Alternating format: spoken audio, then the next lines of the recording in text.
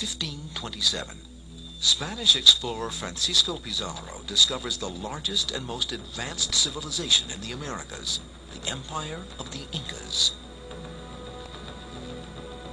They believe the fertility and wealth of their society is a gift from the heavens, a gift they must repay through religious sacrifice. On September 8, 1995, anthropologist Johann Reinhardt and his assistant Miguel Zarate find the most important mummy of a sacrificial Inca child.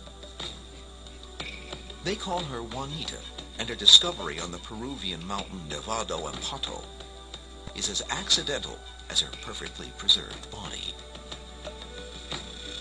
When I decided to climb on Pato, it was really to get some nice shots of the adjacent erupting volcano of Sabancaya.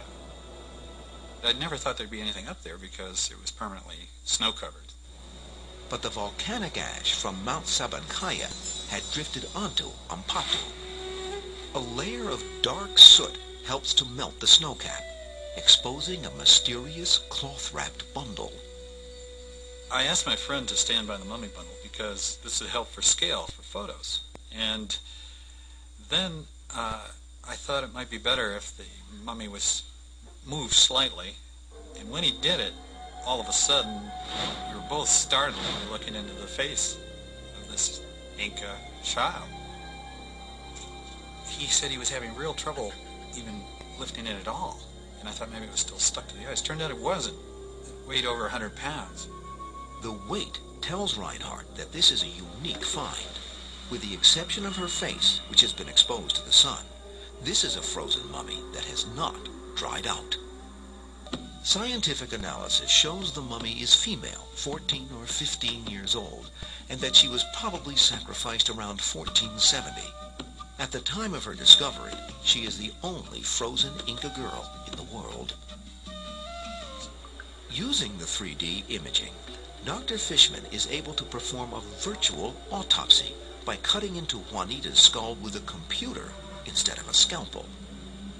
You can see the orbit, the socket for the eye looks normal on the left.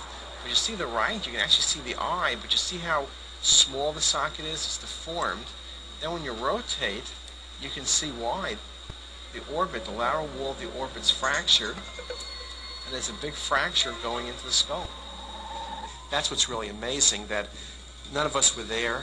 There's no proof what did or didn't happen, but yet based on the information from the imaging, we can basically put the scenario together.